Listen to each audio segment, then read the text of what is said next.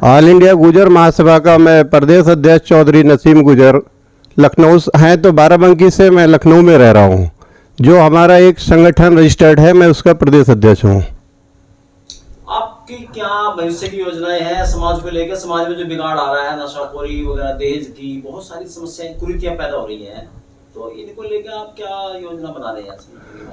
हमारे संगठन की यही योजना है कि हम लोग जो है, जो समाज के अंदर तमाम तरह की बुराइयां फैली हुई हैं, इसका खात्मा करने के लिए हमारा ऑल इंडिया गुजर महासभा पूरी तरह से कार्य कर रहा है। पूरे उत्तर प्रदेश में हम चाह रहे हैं कि हमारे समाज में एक अच्छा मैसेज जाए और जो नौजवान हमारे बच्चे हैं इस तरह के इसमें तेज़ी से अपना कार्य करते रहें, समाज की बुराइयों से दूरी बची रहे उनकी। इसके लिए क्या लाहेवाल अपनाओगे आप?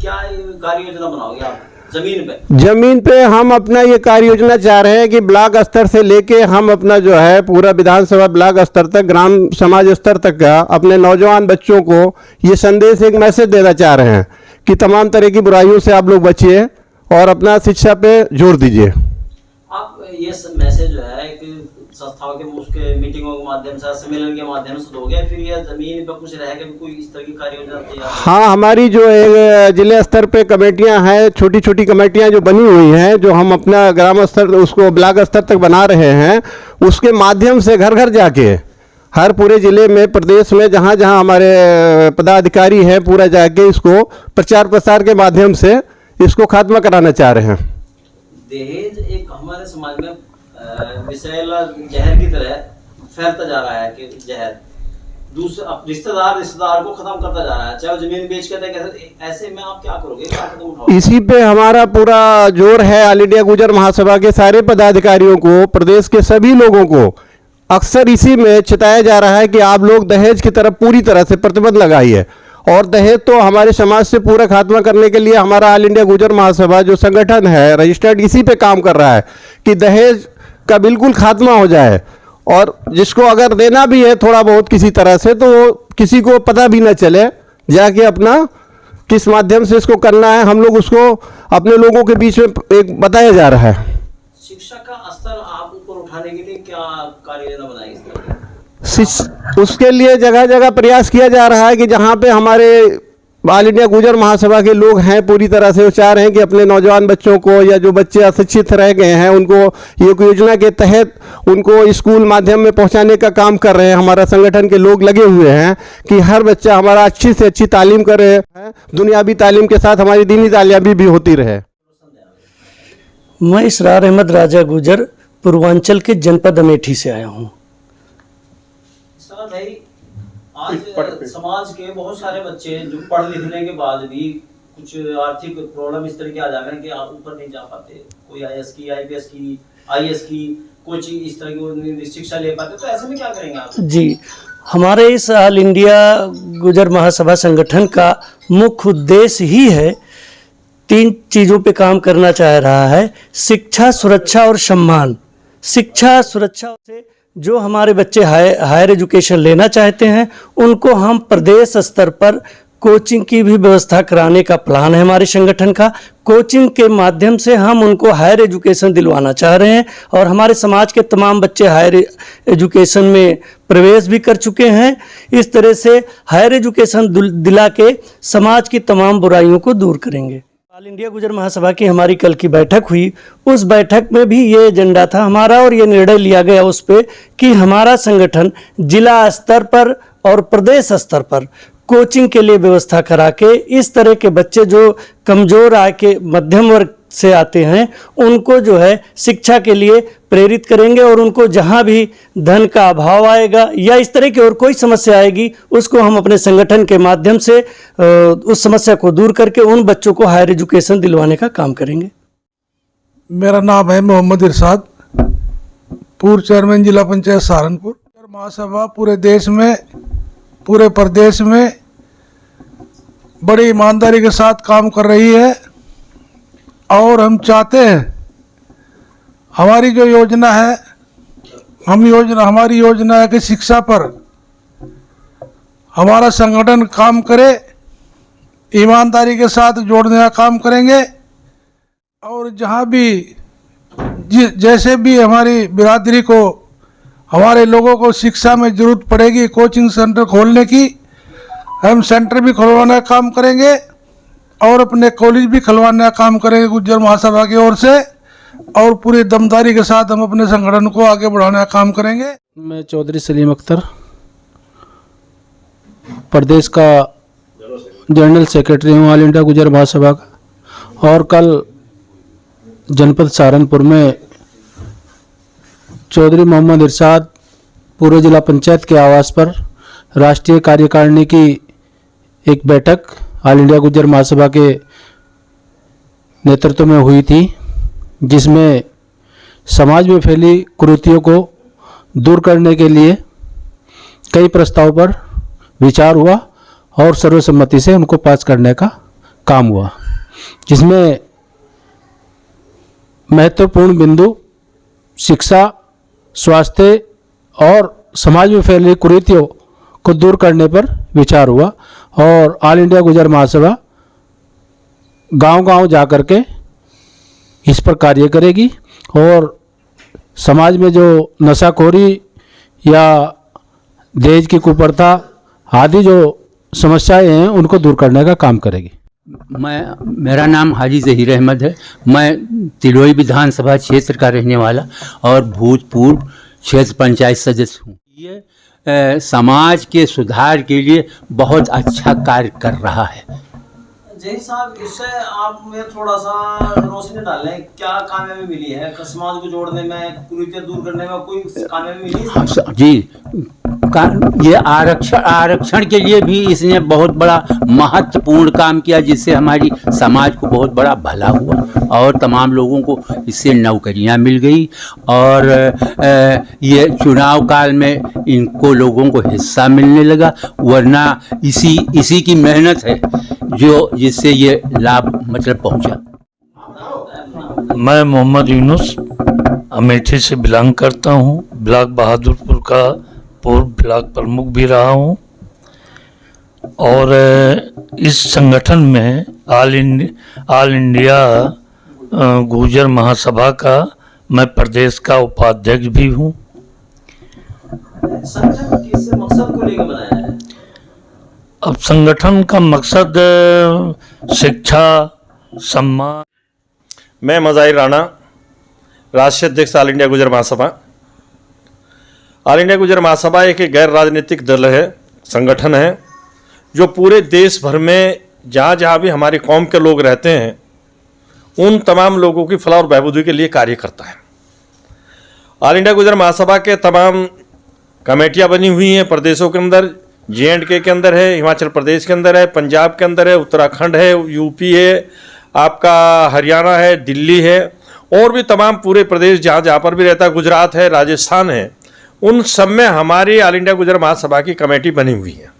राणा जी, आपने कौम का जो दर्द लिया है कि कौम कहाँ कहाँ हमारे समाज के लोग जहाँ जहाँ पड़े, जंगलों में पड़े, कहीं पड़े में, तो इसके लिए आपने क्या रूपरेखा बनाई है ताकि उन लोगों का उद्धार हो सके, वो लोग शिक्षा से जुड़ सके? देखो, जहाँ तक उनके उद्धार की बात है और उनके लिए हमें किस तरीके की रूपरेखा तैयार की है, मैं आपको ज़रा थोड़ा पीछे ले जाना चाहता हूँ।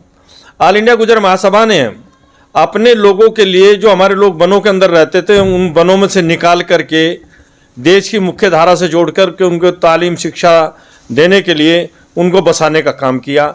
एक बस्ती है पथरी, वहाँ पर बसाया, गैंडी खाता है वहाँ पर बसाया, ऋषिकेश के पास, और वहाँ पर कॉलोनी बना करके वहाँ पर बसाने का काम किया और उनके बच्चों को तालीम से जोड़ने का काम किया और हायर एजुकेशन तक पहुँचाने का काम ऑल इंडिया गुजर महासभा ने किया।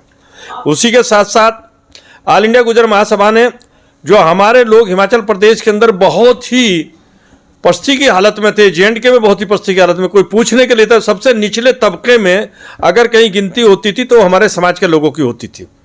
हमने उनको, अपने लोगों को इकट्ठा करके अपना संगठन बना करके, संगठन की आवाज़ को मजबूती दे करके, माननीय चंद्रशेखर जी प्रधानमंत्री हुए हैं भारत के, उनके सामने जाकर के अपनी अर्जी लगाई, अर्जी लगा करके अपने लोगों की दुख और तकलीफ को बताने का हमने काम किया।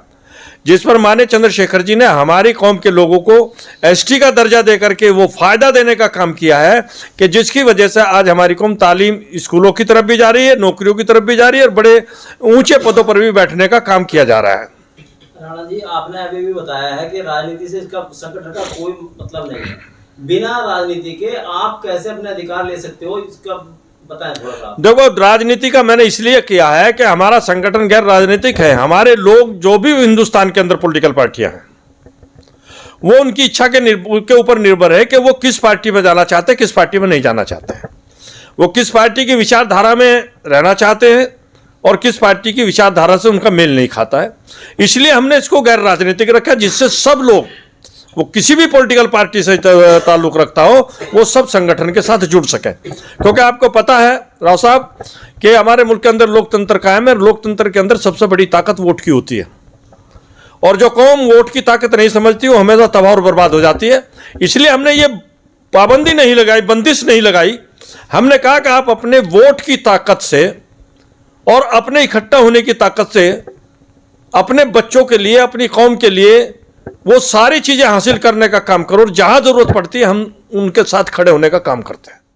संगठन के माध्यम से जमीनी स्तर पर क्या किस तरह के काम हो चुके हैं? देखो, जहां तक जमीनी स्तर पर संगठन के माध्यम से काम करने का मामला है, सबसे पहले तो जमीनी स्तर पर हमारे लोग जो पहाड़ों के अंदर रहते थे उन तक ना शिक्षा जाती थी, ना रोशनी जाती थी, ना तालीम का कोई साधन था, ना उनके पास कोई इस तरीके के साधन थे कि जिससे अपनी अपनी रोजी रोटी कमा सके। यहां तक कि उनके वोट भी नहीं थे। संगठन के माध्यम से हमने उनको एजुकेट किया और एजुकेट करने के बाद उन्हें हमें पहाड़ों से निकाल करके, खोलों से निकाल करके एक जगह बसा करके उनका वोट भी बनवाए और वोट बनवाने के बाद उनकी पूछ भी, उनके राशन कार्ड भी बने, उनके वोट भी बनने का काम हुआ और उनके बच्चे स्कूल में जाना शुरू हुए, जिससे उनको देश के अंदर तमाम उन नौकरियों में उनको हिस्सेदारी मिलने का काम हुआ। नंबर 1। नंबर 2, हमारे लोग जो हिमाचल प्रदेश और जे&के में रहते हैं, मैंने अभी आपको दोहराया भी था ये बात, ये वहाँ पर भी हमारे लोग, हमारे अपने संगठन के बल पर हमने अपने लोगों को, जो हमारे लोग गर्मियों में सामान नीचे से लाद करके ऊपर बर्फीले इलाके में चले जाते थे अपनी भैंसों को लेकर के और सर्दी के मौसम में नीचे आ जाते थे, तो हमारे बच्चे उन भैंसों के पीछे ही घूमते रहते थे। एसटी का दर्जा मिलने के बाद हर डिस्ट्रिक्ट हेडक्वार्टर के ऊपर हॉस्टल है, हर तहसील हेडक्वार्टर पर हॉस्टल है, जिससे माँ बाप अपने जानवरों को लेकर के वो चले जाते हैं और बच्चे हॉस्टल में रह करके तालीम हासिल करते हैं। दूसरा एक और काम यह है कि आपको पता है कि हमारे यहाँ रिजर्वेशन का मामला है। जब तक हमारे गांव हैं और उन हमारे गांव के अंदर जनरल में है तो हम लड़ लेते थे, रिजर्वेशन में हम नहीं लड़ पाते थे। तो हमने अपने को लड़ाई लड़ करके, जब हमारा एक हिस्सा, हमारा हिंदू गुजर भाई ओबीसी में था लेकिन हमारा मुसलमान गुजर भाई ओबीसी में नहीं था, वो जनरल कास्ट में आता था, हमने उस लड़ाई को संगठन के माध्यम से लड़ा। अपने तमाम साथियों को, मेरे साथी आज यहाँ पर आए हैं उस लड़ाई के हिस्सेदार, कुछ हैं आज मेरे साथ मौजूद है, कुछ कल में सम्मेलन के बाद चले गए हैं।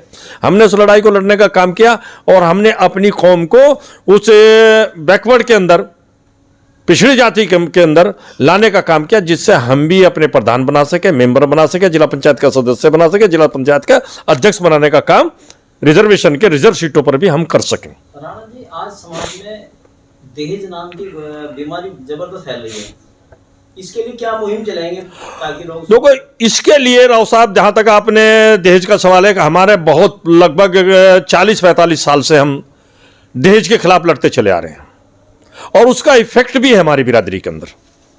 हम दहेज रहित शादी करते हैं। हमारे यहां कोई कार नहीं मांगता, हमारे यहां कोई जो है सोफा सेट नहीं मांगने का काम करता, हमारे यहां कोई फ्रिज मांगने का काम नहीं करता। हम अपनी बेटी से अपनी हैसियत के हिसाब से जो देते हैं, क्योंकि हम इस बात के खिलाफ नहीं, हमारा संगठन इस बात के खिलाफ नहीं है कि हम अपनी बेटी को कुछ ना दे। हम मुट्ठी बंद करके अपनी बेटी को देते हैं और संगठन के माध्यम से है कि हम 3 दिन पहले, 4 दिन पहले, 1 हफ्ता पहले जो बेटी को सामान देना है वो उसकी ससुराल में पहुंचा देते हैं। उससे फायदा ये होता है कि एक तो जिस रोज वो सामान शाम में बारात आती है, बहुत सी तमाम गांव की लड़कियां इकट्ठी हो जाती हैं, बहुत से गरीब की भी बेटियां होती हैं। उस सामान को देख करके कहीं उसके दिल के अंदर यह ना जाए कि मेरा बाप भी के पास भी पैसे होते तो मेरा बाप भी मेरी शादी में इतना सामान दे देता है। हम सबसे पहले इसका ख्याल रखते हैं। दूसरी चीज, जो ब्याह बारातों के अंदर खुराफात होती थी, बैंड बाजे बजते थे, नाच गाने होते थे, वो सब हमें अपने संगठन के माध्यम से हमने 40 साल से मुस्तकिल इसको लड़ते चले आ रहे। हमारी बिरादरी ने, हमारी कौम ने उनको नकारने का काम कर दिया। अब हमारी किसी ब्याह बारात और शादी के अंदर बैंड बाजा या कोई खुराफात नहीं होती। पहले 3 दिन की शादी बारात रहती थी, संगठन ने तब मैंने अपनी ताकत के साथ करने का काम किया, उसको दिन का दिन कर दिया है। मेहमान आए, खाना खिलाए, लड़की को विदा करके उनके साथ भेज दिया, आजाद रखा कि अपनी मर्जी का। लेकिन आप जहां भी हो, जिस जगह भी हैं, अपनी कौम की शिक्षा, सुरक्षा, सम्मान, रोटी, कपड़ा और मकान की लड़ाई को मजबूती के साथ लड़ने का काम करो। हम आपके पीछे खड़े हो जाते हैं। राणा जी, एक सवाल है, ये आज समस्या बनती जा रही है। कुछ लोग, बच्चे आर्थिक प्रॉब्लम होने के कारण से आगे नहीं बढ़ पाते, तो उसके लिए आपका समाज का जो संगठन है, ये कुछ इस तरह की कोई कार्य योजना बनाई है? देखो, हमारी कार्य योजना तो बहुत पहले से बनी हुई है और उस कार्य योजना पर हम काम करते हैं। हम जो भी काम करते हैं हम अल्लाह की रजा के लिए करते हैं। हम किसी व्यक्ति विशेष को खुश करने के लिए नहीं करते। हम लोगों से जितना भी बन पाता है, हमारे नईम भाई हैं पूर्वांचल के से आते हैं, हमारे प्रदेश अध्यक्ष साहब हैं वो लखनऊ से आते हैं, हमारे और तमाम आपसे अभी इंट्रोड्यूस हुए हैं हमारे जिलाध्यक्ष और समूह हैं, वो अपने अपने स्तर पर वहां देखते हैं कि सही मानों में इसका कौन आदमी ऐसा है जिसकी हम मदद कर सकें, गलत हाथों में मदद न चली जाए, इसलिए हमने उसका विकेंद्रीकरण किया हुआ है। हम केंद्रीकरण से किसी की मदद नहीं करते, हम विकेंद्रीकरण करके हम लोगों की मदद करते हैं और उस मदद को हम उसके ऊपर एहसान नहीं रखते, बल्कि उसको उसकी गुफ्त मदद करते हैं। और मदद में हम क्या करते हैं, हम मान लिया हमारा कोई साथी या हमारा कोई पड़ोसी या हमारे गांव का कोई आदमी गरीब है, उसकी बेटी जवान है, उसके लिए हम जितना जो भी कुछ कर सकते हैं अपनी सामर्थ्य के हिसाब से उसको उतना करके दे करके उसको लड़कियों को विदा कराने का काम करते हैं। आज हमारे बच्चे जो है, कोई देहरादून, कोई पटना, कोई दिल्ली, XYZ जहाँ जहाँ बाहर जाता है, यहाँ कोई ट्यूशन का जिसका कोचिंग का सिस्टम नहीं है, तो क्या मैं ऐसी उम्मीद लगा सकता हूँ कि जल्दी भविष्य में यहाँ कोचिंग सेंटर वगैरह खुलवा दें आप समाज के मुझसे संगठन? देखो, मैं जहाँ तक कोचिंग सेंटर का सवाल है, अब शिक्षा का व्यवसायीकरण हो गया है, अब शिक्षा को बेचा जाने लगा है और बेचे इस तरीके से जाना गया कि जितने कॉलेजेस खुल रहे हैं, प्राइवेट कॉलेज खुल रहे हैं, मैं उन प्राइवेट कॉलेज के खोलने वाले लोगों का स्वागत तो करता ही करता हूं कि उन्होंने प्राइवेट कॉलेज खोल करके हमारे बच्चों को तालीम देने में एक सहायता प्रदान करने का काम किया है। लेकिन मैं इसके खिलाफ हूं जो आपने व्यवसायीकरण कर दिया। आप वही तालीम अगर अपने फायदे का कुछ परसेंटेज काट करके उसको थोड़ा सस्ता करने का काम कर दे तो हर आदमी को तालीम मिल जाती है। पहल आप करो ना, आप संगठन के माध्यम से। हाँ, मैं वही मैं कहना चाह रहा हूँ, वही मैं कहना जहां जरूरत थी हमने उत्तर प्रदेश के अंदर सबसे पहले यह काम शुरू किया था और उत्तर प्रदेश के उस हिस्से में काम करना शुरू किया था जिस हिस्से में सबसे ज्यादा जरूरत थी, क्योंकि हमारे यहाँ तो हर 5 किलोमीटर पर स्कूल खुला हुआ है। यहां नए स्कूल खोलने की जरूरत नहीं है, यहां तो स्कूल के अंदर बच्चे भेजने की जरूरत है। यहां तो हम प्रचार प्रसार करते हैं, गांव गांव में जाते हैं, झंडा बैनर लेकर के जाते हैं संगठन का और उनके माँ बाप को और गांव के अंदर के लोगों को पंचायत में इकट्ठा करके बैठक पर बुला करके सबको तालीम की दावत देने का काम करते हैं, मोटिवेशन करते हैं, उनको आगे ले जाने का काम करते हैं। दूसरी चीज, जहां पर इसकी जरूरत थी, जहां स्कूल ही नहीं, सरकार भी नहीं देखने का काम करती थी, हमने उन पहाड़ों के अंदर जाकर के, हमने उन खोलों के अंदर जाकर के किसी एनजीओ को पकड़ करके, किसी दूसरे और माध्यम को पकड़ करके अपने कैपेसिटी के आधार पर वहां पर हमने बेसिक तालीम का, बेसिक शिक्षा का को आगे बढ़ाने का काम किया, जिससे वो बच्चे बेसिक तालीम पा करके बड़े हायर स्कूलों के अंदर जाकर के अपना कीर्तिमान स्थापित करने का काम कर रहे हैं। राणा जी, मेरा सवाल ये था, बच्चे इंटर करने के बाद, ग्रेजुएशन करने के बाद वो भटकते रह जाए, फिर वो कोई लकड़ी का काम है, कोई लोहे काम है, गैरिक से ग्रेड में, कोई इस तरह का निजाम संगठन के माध्यम से कोई खोला जाएगा, कोचिंग खोली जाएगा, ताकि वहाँ बच्चों को PCS SSC की परीक्षा के लिए तैयारी कराई जाए, उनको मुहैया हो जाए। देखो राव साहब, आपने बहुत सही बात कही है कि संगठन की तरफ से ऐसी चीज़ें होनी चाहिए जो निःशुल्क कोचिंग सेंटर दी जा सके, बच्चों को गाइड किया जा सके बच्चे को। उसके लिए हमारे लोग प्रयासरत हैं। जैसा हमारे गंगों के अंदर ही हमने एक कोचिंग सेंटर शुरू किया है इरोज स्कूल के अंदर, इरोज मेमोरियल स्कूल के अंदर। वहाँ पर हमारे लोग, हमारे बच्चे ही उस कोचिंग सेंटर को चला रहे हैं। इसी तरीके से हमारा कैराने के अंदर हमारे ही साथियों ने, जिम्मेदार लोगों ने, वहाँ लाइब्रेरी बनाने का काम हो रहा है, मतलब उसकी तामीर बन रही है कि जिससे हमारे बच्चे लाइब्रेरी के अंदर बैठ करके मुताला कर सकें, आगे बढ़ सकें, जानकारी हासिल कर सकें। तो इस तरीके से छोटे छोटे स्तर पर हम उस काम को क्या शुरू कर रहे हैं। इसी तरीके से गंगो के अंदर हमारे ही बच्चों ने लाइब्रेरी खोल रखी है। उस लाइब्रेरी के अंदर वहाँ पर उन्होंने तमाम सारी सुविधाएं दी हैं। जो बच्चे आते हैं, आने के बाद आओ, बैठ करके 2 घंटे 3 घंटे अपनी स्टडी करो, अपने कोर्स के बारे में करो, नेशनल लेवल पर, इंटरनेशनल लेवल पर अपनी एजुकेशन को बढ़ाने का, अपनी नॉलेज को बढ़ाने का काम करो। गंगो के अंदर एक ही लाइब्रेरी भी हमने, हमारे बच्चों ने चलाने का काम कर रखा है। क्या सहारनपुर में भी इस तरह की कुछ सुविधा प्रोवाइड करा? हाँ, हम कोशिश करेंगे। कल हमारा प्रस्ताव पास हुआ है, जो कल हमारी प्रबंध कमेटी की मीटिंग थी। सहारनपुर के अंदर भी बहुत जल्द हम कहीं पर भी कोई जगह ले करके वहाँ पर इस टाइप के, और सहारनपुर ही नहीं, हम पूरे प्रदेश और पूरे प्रदेश नहीं, दूसरे सूबों के अंदर भी इस काम को करने के लिए जा रहे हैं। और इंशाल्लाह आपको कुछ समय के बाद ये चीज़ें सामने आपके आएंगी।